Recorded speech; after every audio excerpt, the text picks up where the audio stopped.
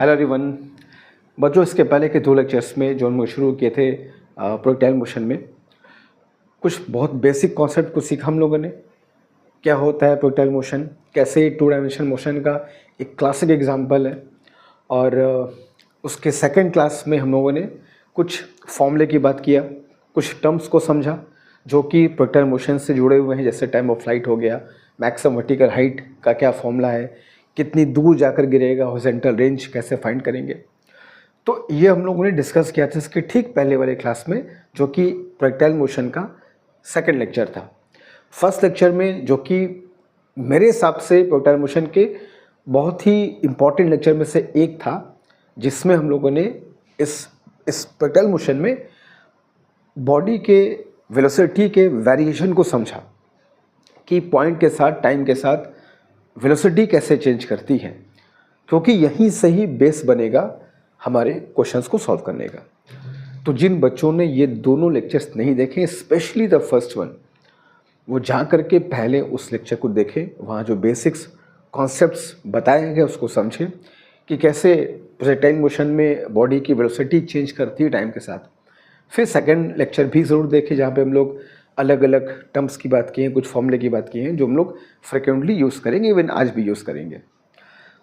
तो अब ये 2 लेक्चर हम लोग करने के बाद, जो अभी शुरुआत के जो लेक्चर्स होंगे बहुत इंपॉर्टेंट है, क्योंकि बहुत बेसिक्स की हम लोग बात करेंगे, तभी हम लोग उस लेवल पर पहुंच पाएंगे जहां हम लोग नीट हो, मेंस हो, एडवांस हो, कोई भी एग्ज़ाम हो, वहां तक पहुंच पाएंगे। पहले बेस अच्छा होना चाहिए ना, फिर तो क्वेश्चन तो होंगे ही होंगे।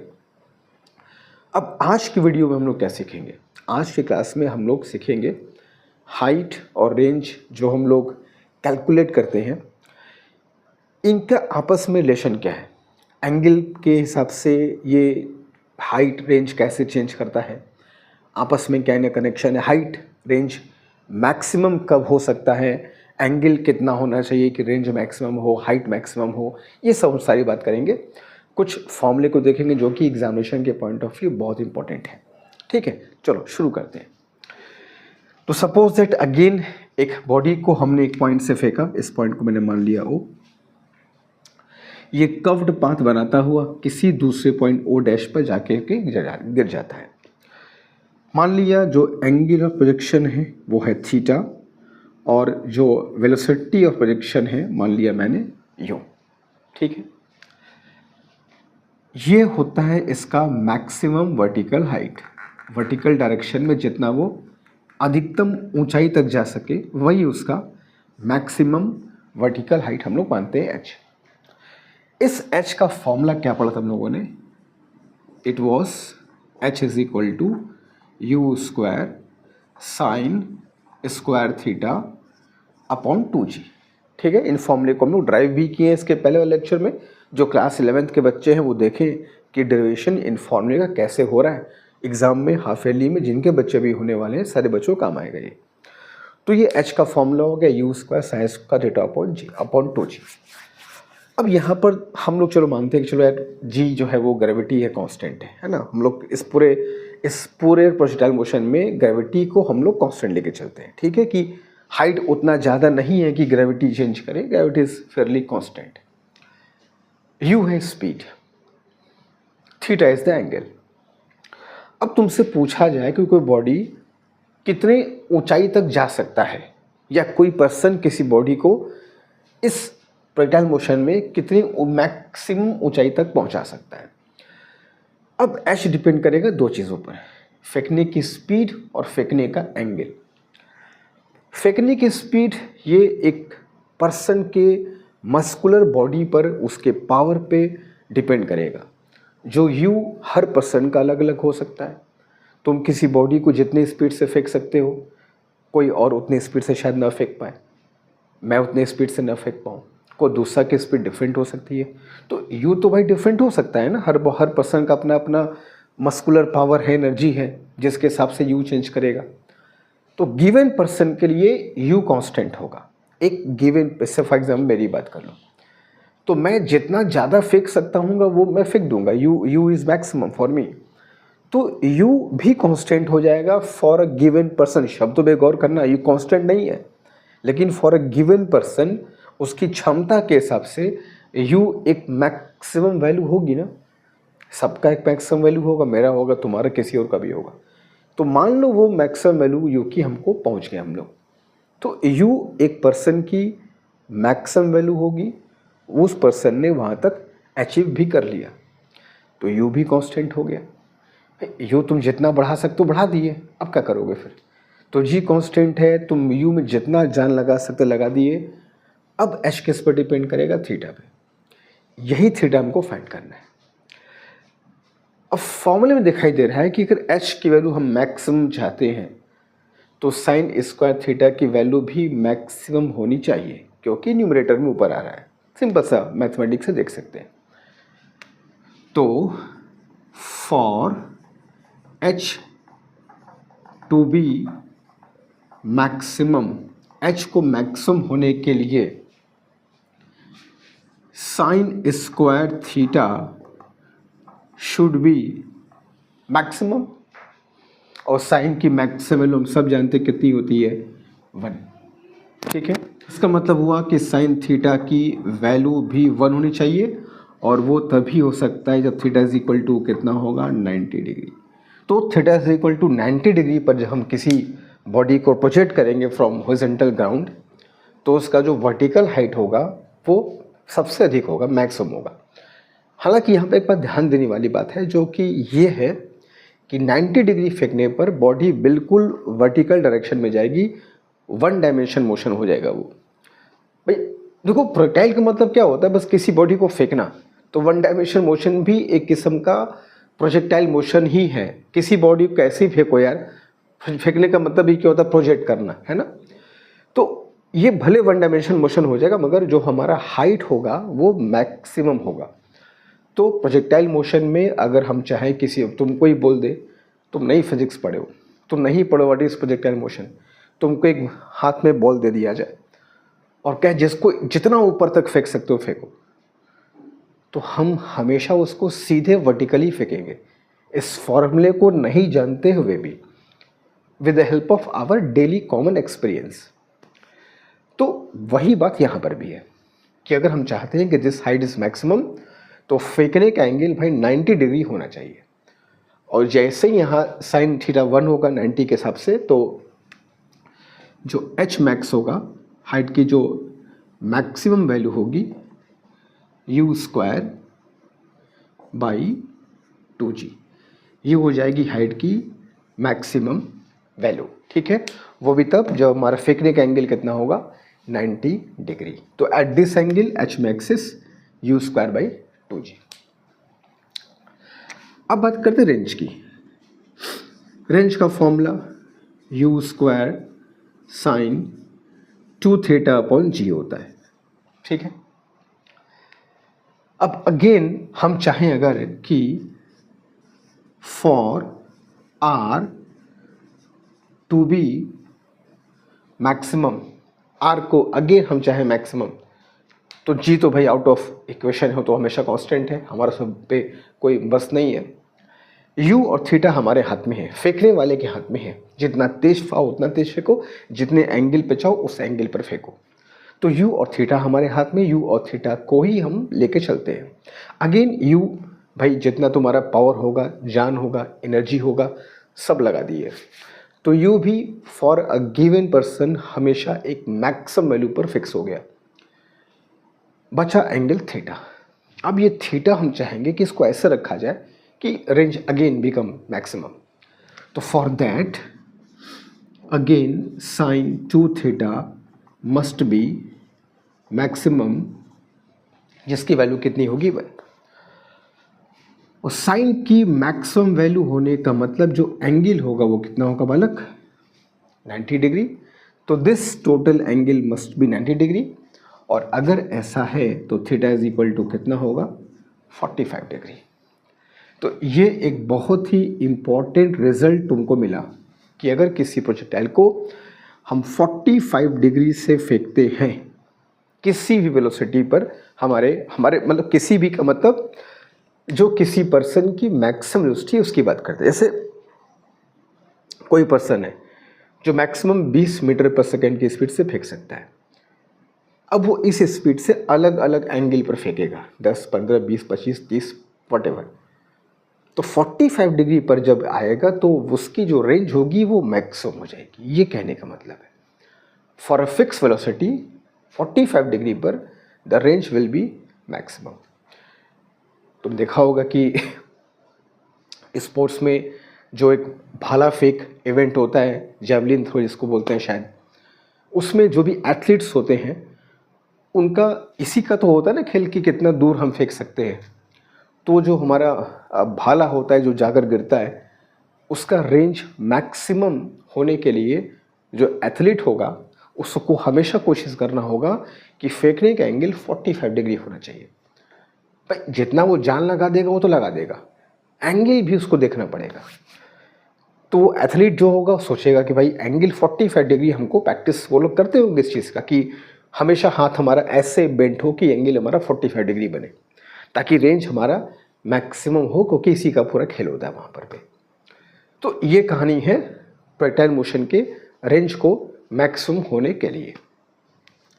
अब यहाँ पर इसकी वैल्यू अगर 1 हो जाएगी तो इसका मतलब जो आर मैक्स होगा वो कितना होगा, u² upon g।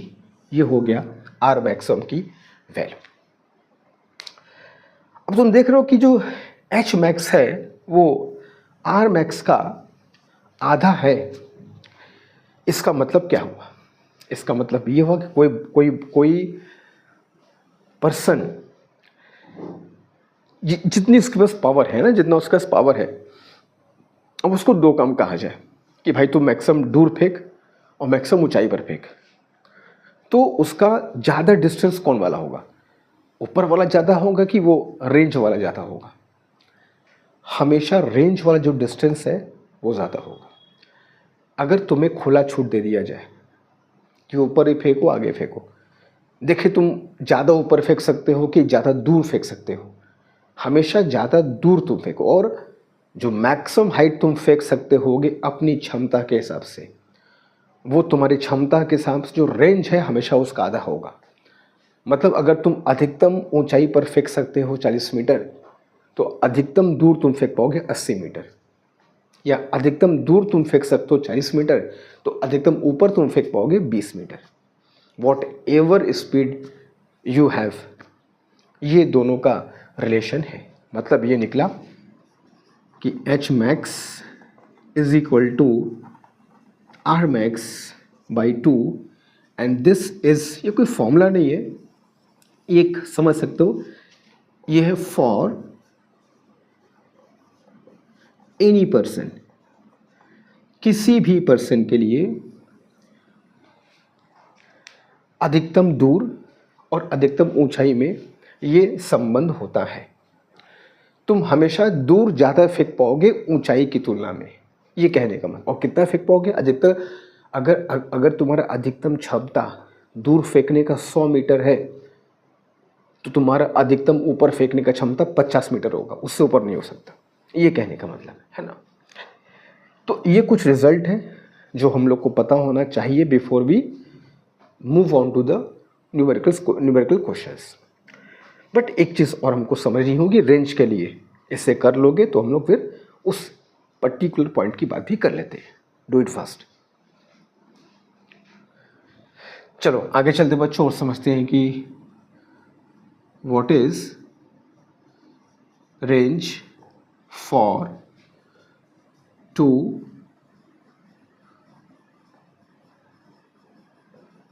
Complementary angles. अगर किसी बॉडी को हम दो कॉम्प्लीमेंट्री एंगल्स पर फेंके तो उसके रेंज जो होंगे उनका क्या रिलेशन होगा, ये हमको समझना है। जैसे मान लो हमने किसी बॉडी को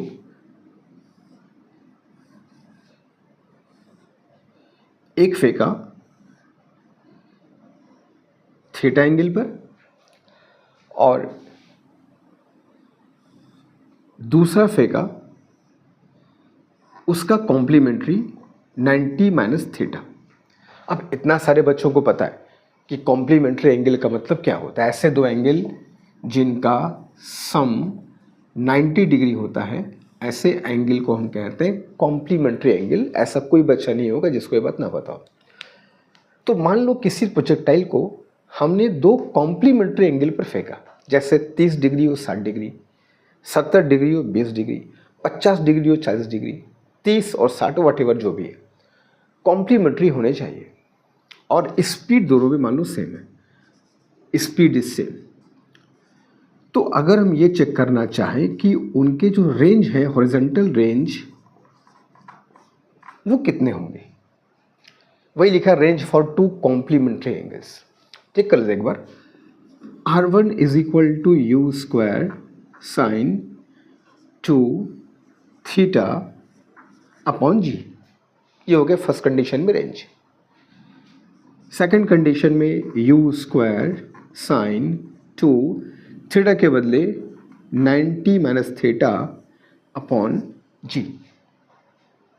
अब 2 को अंदर भेज दो, तो u square sine 180 minus 2 theta by g. अब हम सब जानते हैं ये फॉर्मूला कि साइन, ना यहाँ लिख लो, sine 180 minus theta is equal to क्या होता है, साइन थीटा। तो sine 180 minus 2 theta is equal to क्या आएगा, it will be u square sine 2 theta by g. मतलब 180 के केस में जो यहाँ पर एंगल होता है भाई वही लिख देते हो। 180 माइनस एक्स है साइन एक्स, 180 माइनस के है साइन के। ये ट्रिग्नोमेट्री का बेसिक फॉर्मूला है। अब इन दोनों को चेक कर लो, इन दोनों की वैल्यू तो एग्जैक्टली सेम आ रही है। इसका मतलब ये हुआ कि जो R1 R2 है ये हमेशा दोनों कंडीशन में इक्वल मिलेंगे। मतलब अगर किसी प्रोजेक्टाइल को हम दो कॉम्प्लीमेंट्री एंगल पर फेंके, एक ही स्पीड से फेंके, स्पीड डिफरेंट नहीं होनी चाहिए, तो दोनों कंडीशन में जो रेंज होगा वो सेम होगा। मतलब जितना दूर वो जाएगा 30 डिग्री फेंकने पर, उतना ही दूर जाएगा वो 60 डिग्री फेंकने पर। जितना दूर जाएगा 50 डिग्री फेंकने पर, उतना ही दूर जाएगा वो 40 डिग्री फेंकने पर। जितना दूर जाएगा 20 डिग्री में, उतना दूर जाएगा 70 डिग्री पर। हाँ, बशर्ते दोनों कंडीशन में स्पीड सेम होना चाहिए।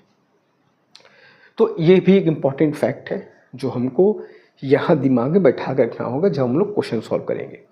तो अगर किसी प्रोजेक्टाइल को दो कॉम्प्लीमेंट्री एंगल पर फेंका जाए विद सेम स्पीड, तो दोनों कंडीशन में रेंज हमेशा सेम होंगे। ठीक है, ये एक इम्पॉर्टेंट रिजल्ट है। अच्छा, रेंज तो सेम होगा, लेकिन मान लो अगर मैं कहूँ इस कंडीशन में हाइट है h1 और इस कंडीशन में हाइट है h2, तो क्या h1 h2 भी सेम होंगे? होंगे तो दिखाइए, और नहीं होंगे तो क्या कुछ आपस में संबंध का हो सकता है क्या? तो है, काफ़ी इंटरेस्टिंग फैक्ट है h1 h2 के लिए भी। अगर कॉम्प्लीमेंट्री एंगल है तो क्या है, इसे कॉपी कर लोगे तो दिखाएंगे। ठीक है, जल्दी।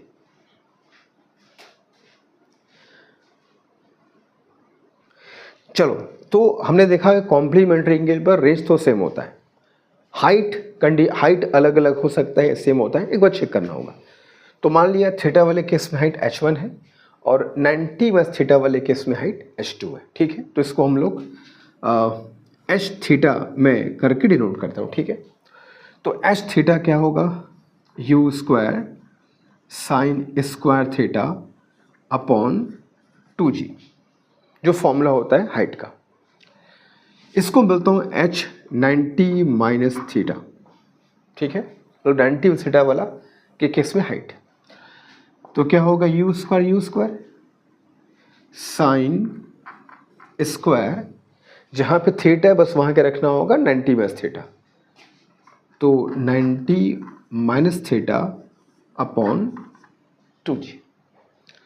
अब हम सब जानते हैं कि sine 90 minus theta is equal to क्या होता है, कॉस थीटा। बहुत बेसिक फॉर्म है ट्रिग्नोमेट्री का। और अगर स्क्वायर होगा तो यहाँ भी स्क्वायर आ जाएगा, तो sine square 90 minus theta will be cos square theta. तो h 90 minus theta is u square sine square theta क्या हो जाएगा तुम्हारा, cos square theta upon 2g। तो ये आ गया एच थीटा वाले केस में, और ये आ गया एच 90 माइनस थीटा वाले केस में, जो कि इक्वल नहीं है। तो दूसरी बात ध्यान रखनी है बच्चों कि कॉम्प्लीमेंट्री एंगल पर रेंज तो सेम होता है, हाइट सेम नहीं होती है, बशर्ते वो दोनों एंगल 40-45 डिग्री हो, तो अलग बात है। तो बात समझ रहे हो, क्योंकि 45 का कॉम्प्लीमेंट्री भी 45 ही होगा तो एंगल इक्वल हो जाएगा। तो खैर कॉम्प्लीमेंट्री ना बोल करके दोनों कंडीशन ही सेम हो जाएगा, वो थी उसकी 41 की बात ही हटाओ, वो स्पेशल एंगल है। बाकी किसी कंडीशन में H-2 सेम नहीं होंगे, लेकिन दोनों में एक और रिलेशन है। एक काम करते हैं, जरा एच थीटा और H90 माइनस थीटा को ऐड कर देते हैं। इन दोनों में ऐड करोगे तो u²/2g कॉमन मिल गया। अंदर क्या बच गया, अंदर बच गया sign square theta plus cos square theta. ठीक है, एच थीटा लिख ही लो इसको, एच थीटा और H90 माइनस थीटा को हमने ऐड कर दिया, u²/2g कॉमन निकाल गया, ब्रैकेट में बच गया sine square plus cos square, इसकी वैल्यू कितनी होती है 1। तो हमको एक बहुत ही इंपॉर्टेंट फॉर्मूला मिल गया, H theta plus H90 minus theta is equal to u²/2g। ये तो ये फॉर्मूला होता है उन कंडीशंस में, उन कंडीशंस की हाइट में जहाँ पर एंगल क्या होगा तुम्हारा कॉम्प्लीमेंट्री। तो कॉम्प्लीमेंट्री एंगल पर अगर हम किसी बॉडी को फेंकें सेमी स्पीड से, रेंज दोनों का सेम होगा, हाइट सेम नहीं होगा, दोनों की हाइट में ये रिलेशन होगा एच थीटा वाले केस में प्लस H90 माइनस थीटा वाले केस में इज इक्वल टू क्या आएगा u²/2g। ये एक इंपॉर्टेंट फॉर्मूला है, रिजल्ट हम लोग बहुत अलग जगह यूज़ कर सकते हैं। मगर एक बात इसमें और है, इससे कॉपी कर लोगे तो बताते हैं जल्दी। चलो बच्चों, तो हमारा क्या आया था, एच थीटा आया था u² sign square theta by 2g, और H90 में थीटा क्या आया था u² cos square theta by 2g। ठीक है, दोनों को प्लस करके देख लिया, अब दोनों को मल्टीप्लाई कर देते हैं, H theta into H90 minus theta, multiply किया u², u⁴ हो जाएगा, 2 × 4, g into g² into sine square theta into cos square theta. ठीक है, अब इसमें क्या किया हमने, फिर ऊपर 4 से मल्टीप्लाई और नीचे भी 4 से मल्टीप्लाई। क्यों कर रहे देखना, कर दिए, क्या मिलेगा H theta into H90 minus theta is equal to, इस 4 को मैं लिखता हूँ यहाँ बगल में, और उस 4 को अच्छा करें क्या, ये भी स्क्वायर है, ये भी स्क्वायर है, ये भी स्क्वायर है, ये भी स्क्वायर है, ये 2 का स्क्वायर है, ये कॉस का स्क्वायर है, ये साइन का स्क्वायर है, और ये u² का स्क्वायर है। तो सबको स्क्वायर में चेंज कर लेते हैं, तो u², 4 को लिखा 2 साइन थीटा कॉस थीटा, इन सब का मैंने कर दिया होल स्क्वायर, ये सारा ऊपर वाला इसमें आ गया, और नीचे क्या बच गया 4 4 जा 16g²। यहाँ तक क्लियर है। अच्छा, इसको भी अगर मैं स्क्वायर में शामिल करना चाहूँ तो कर सकता हूँ कि नहीं, 16 क्या हो जाएगा 4g² क्या हो जाएगा जी, पूरा स्क्वायर में कर दिया।